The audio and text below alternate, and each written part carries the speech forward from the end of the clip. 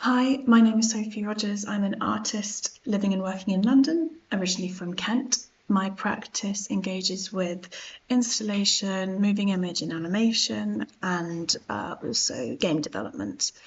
At the moment, I'm building a game called 3 Minutes to Midnight. Here are some images in development. And this project, through this project, I'm working with Site Gallery to deliver some game development workshops in person. So we've been doing some virtual reality modelling and other sort of introductions to online forms of 3D modelling, which is also going to be explored a bit further by my collaborator Jasmine Morris, who is doing a follow-up video with some online-based 3D programs. But for my workshop today, we're going to be using Blender. Blender is free. It's also good in terms of a pipeline, so it works well with Unreal Engine and it works well with Unity, so gaming engines. And what we're going to be doing in the tutorial is, in a relatively short space of time, we are going to be building a kind of character. So it's going to take on the form of a human, but then we're going to, or a human-like figure, and then we're going to I'm going to take it into Sculpt for the very last part of the tutorial, just to show you how you can kind of play with the mesh a little bit more once you've got that initial structure to go from. Okay, so let's go into Blender and get started. Okay, so here we are in Blender, and what we're going to start by doing is adding a single vert. So we need to go up to Add, Mesh, Single Vert, Add Single Vert. If you don't have this as an option, you might need to go into Edit, Preferences, and then there'll be a, within add-ons, it'll give you the option to add an extra object, and then that will add it to your drop-down menu of Mesh. So we've got our single vert, and then we're going to add in a couple of modifiers to get started. So we're going to add in the mirror modifier, which mirrors what you're doing. So that way we've got a nice even mirrored object. Then we're also going to add in a skin modifier, which basically creates a mesh around your vertices. And we're going to be using Control A to scale. And we're also going to make sure we've got X-ray on so we can see what we're doing. And I think I'm going to change my material, so I'm going to go up here and change it from Studio to Matte Cap and choose this one just so I can see what I'm doing a little bit better. So Control A to scale again, and as you can see we've got a cube at the moment, or a kind of less detail, so it's coming out sharper like a cube. So we're going to add in one more modifier, which is going to be the subdivision surface. This basically subdivides, it creates more faces on our model so we can get a bit more detail. Then we're going to add in another one on the viewpoint just to add in a little bit more detail. And we want to make sure X-ray's on again so we can see inside the model. So Control A to scale again, down, and then what we're going to do is extrude it out by pressing E. So we're going to extrude out, creating some sort of hips. That's what we're going to start, the sort of pelvis hip region, then extrude down by pressing E to get some sort of knees, down again for the legs, and then out for some little tootsies. And we can adjust those later. Then we're going to go up here to our pelvis point.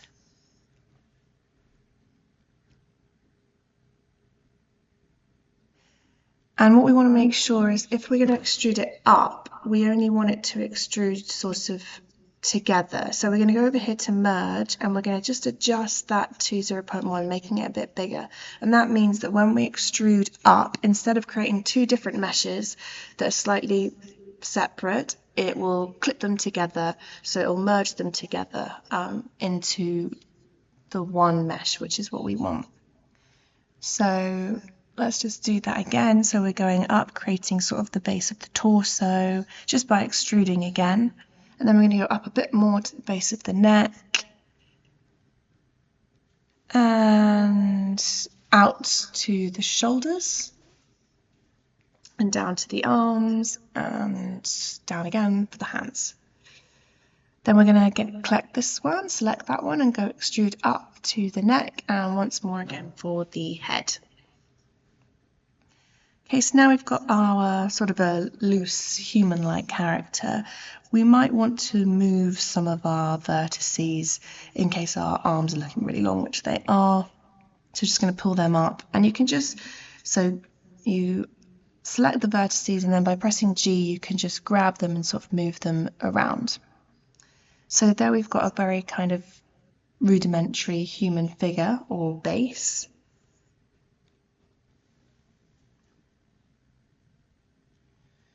So pressing Shift to move, we're going to start by making the top vertices a bit bigger to create a head and pulling that up, moving that around a little bit.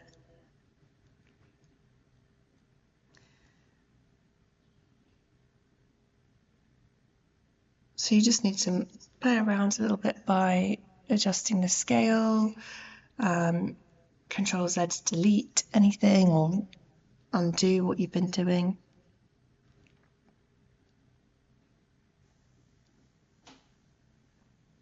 Looking a bit alien-like here, but you just sort of keep fiddling around with it, and you can sort of scale it on certain axes like the Y, Z or X.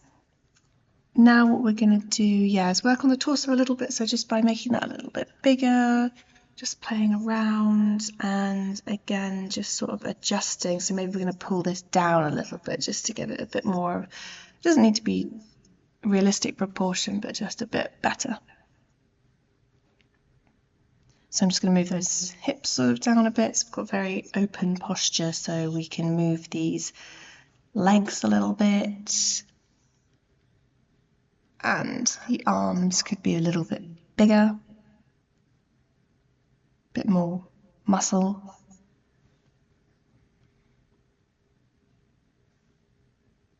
So it might not look sort of realistic or anything to begin with, but that doesn't really matter because you can just adjust it, and quite quickly it will start to take on more of a realistic shape. But for this tutorial it's quite helpful just to have just quite quickly and fairly easily get some kind of base mesh that you can then work on. So I'm just spending time sort of using grab to move things around, Control A to scale.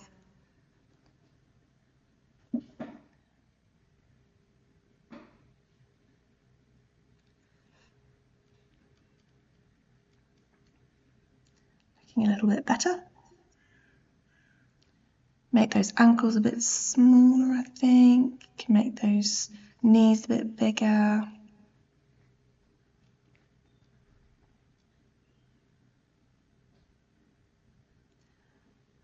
Number 1, just to get a frontal view back.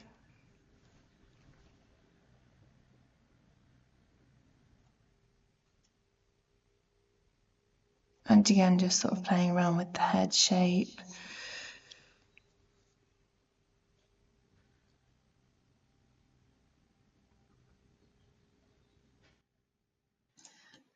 Okay, I think that's kind of an okay sort of start. Maybe we want to move these down a little bit to make it a bit more in proportion. Looks quite alien-like right now. And maybe we can make these a bit bigger too. Okay, now what we want to do, if we want to add a bit more sort of mass to our thing, is we could come here and we could, by Control R, we can add another vertex there, and then we could make that one a bit bigger or a bit smaller, or we can just sort of move it around, and that's kind of some funny things might happen when you're like moving it around, but that's how we're basically beginning to create a bit more mass in our model. Maybe this one too, we could add another R about there, bring it down a bit. Oops. 1, and then maybe we can bring this a bit just to add a bit more kind of dynamic kind of structure to our model.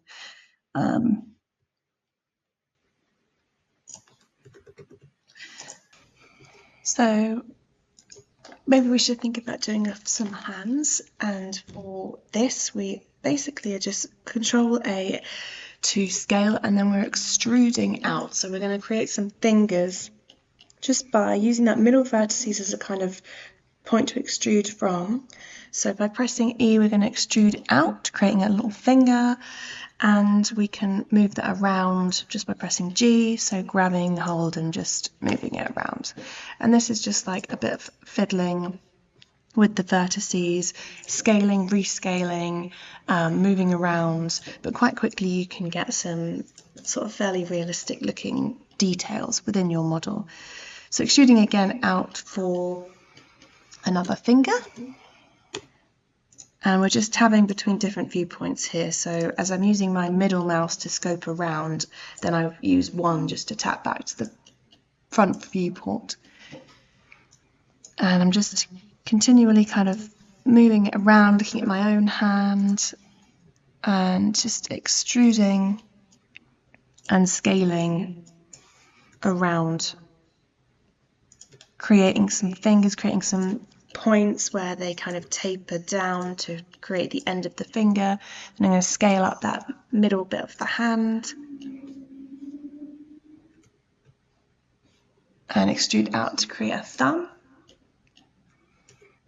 Scale that down, move it around, put it more in placement. But as you can see, although it's quite rudimentary, just adjust the wrist there, it is getting to look like a realistic hand. And I'm just seeing that whether that's in scale, whether they're all kind of aligned with each other. And I'm extruding out again for a little finger.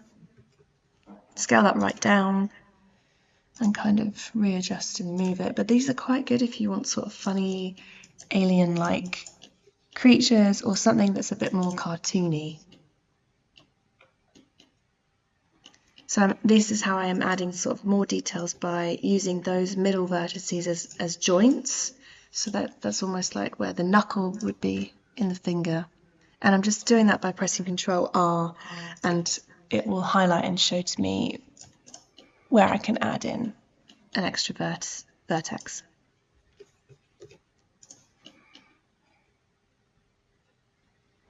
So just moving that thumb around. It's a lot of just like, you know, playing and looking at it in different angles, different views. Adding in another vertex there and moving it, making that finger a bit longer.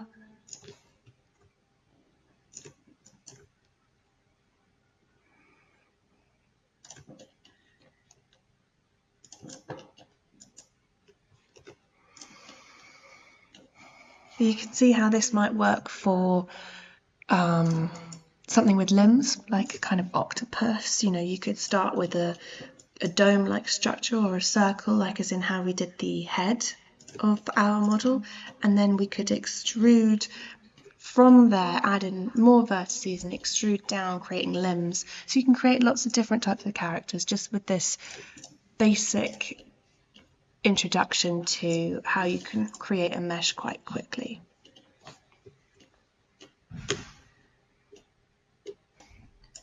Okay, so we're just going to make some final adjustments to our model by moving a few neck vertices around, making sure we're happy with our body mass for now. So maybe we could make that a little bit, add in a different point, make it a bit bigger, so we get a bit more of a sense of sort of muscle in the body, like how we added to the torso.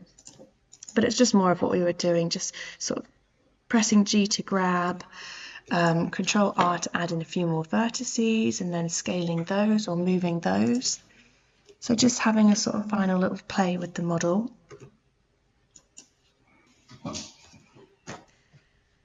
Now what Blender does, what it offers you, which is great when you're using the skin modifier to create a basic mesh, is we can actually create an armature, which is really useful for rigging.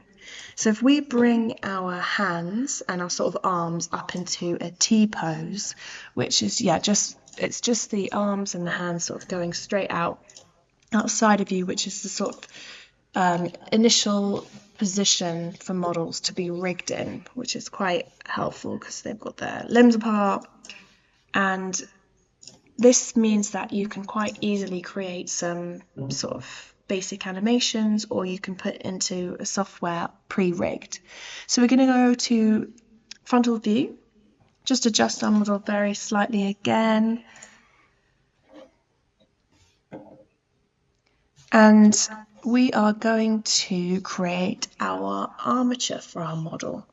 So what it's going to do is create some sort of bones that will kind of reference or sort of mimic the limbs and the structure of your model.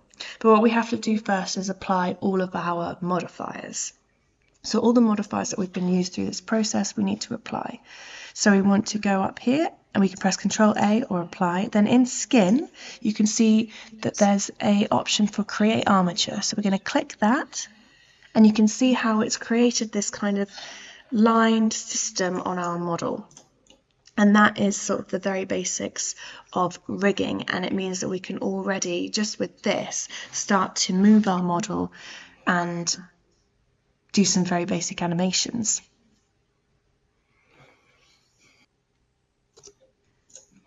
So we've got our model, and if we go up here, we can go into pose mode. That will now appear that we've created an armature. And as you can see, you can grab those few vertices, but it will start to move your model like it's attached, as if it's a body. So things are rigged together or connected together as if they're bones. So by moving the hand, you'll move the wrist, and you'll move the arm, or you'll move the leg and the knee. So you can quickly start to do some very basic animations, like making your model wave or walking eventually.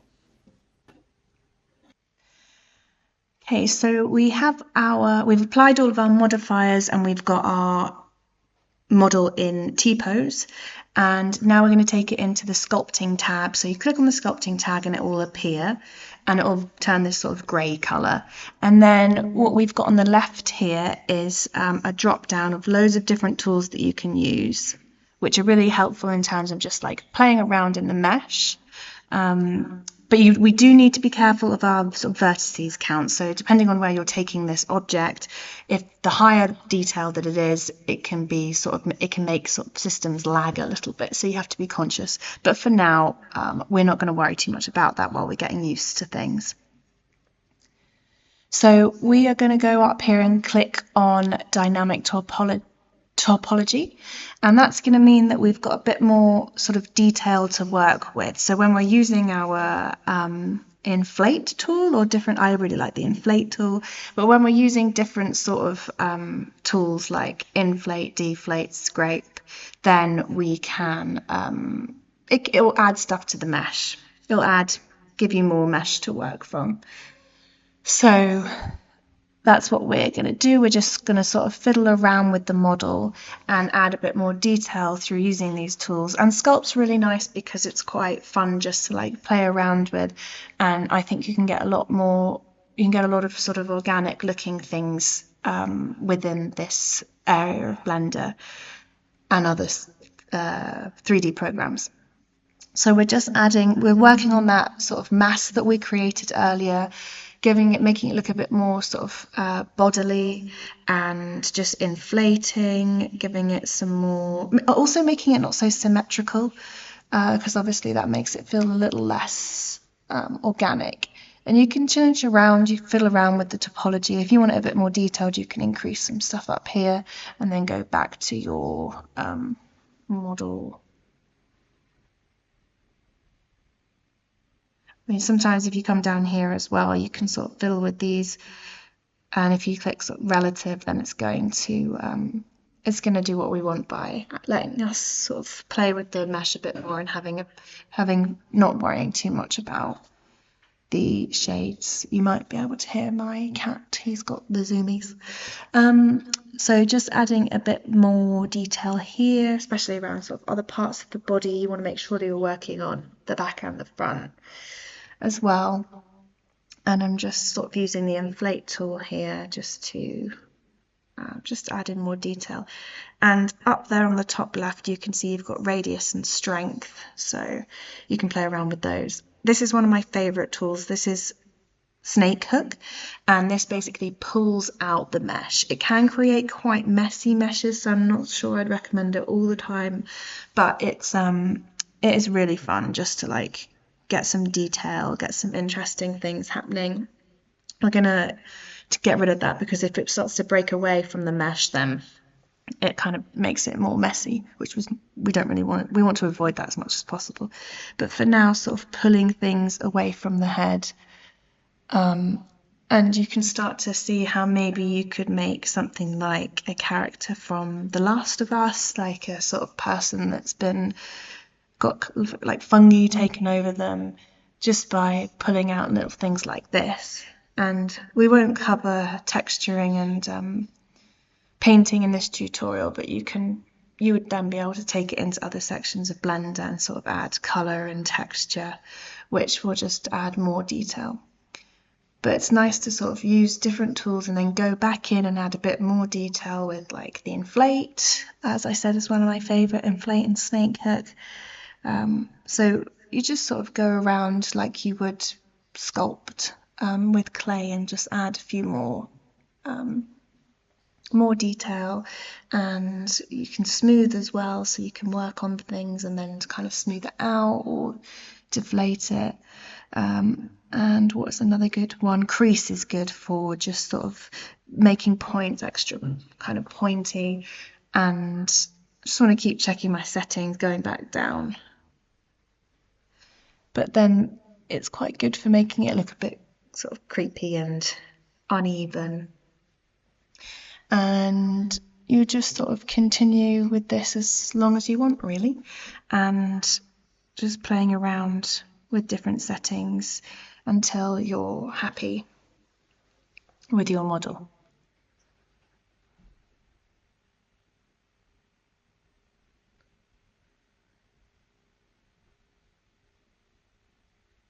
So just playing on it a bit more, adding a bit more detail.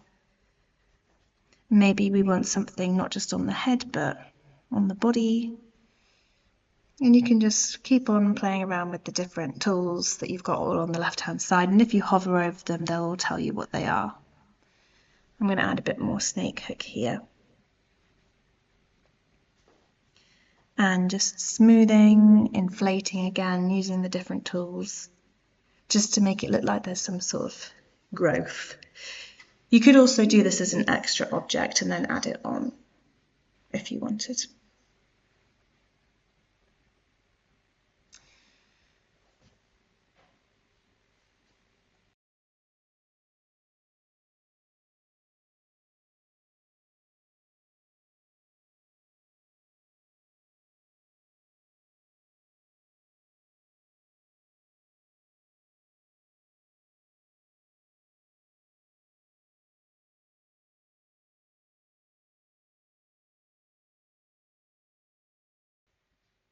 So I'm going to leave it here for now. We've got a sort of base model, and I hope that I'm going to carry on just sort of pulling it around and playing with it. And you can as well, but as long as you've got your sort of initial base mesh, then you can take it into Sculpt and start like playing around with the model and having a bit of fun. And like I said before, you also don't need a human figure. You could start with something a bit more animal-like, but hopefully this skin deformer approach helps you get started in making a base mesh, which you can then quickly add more detail to and come up with some interesting characters.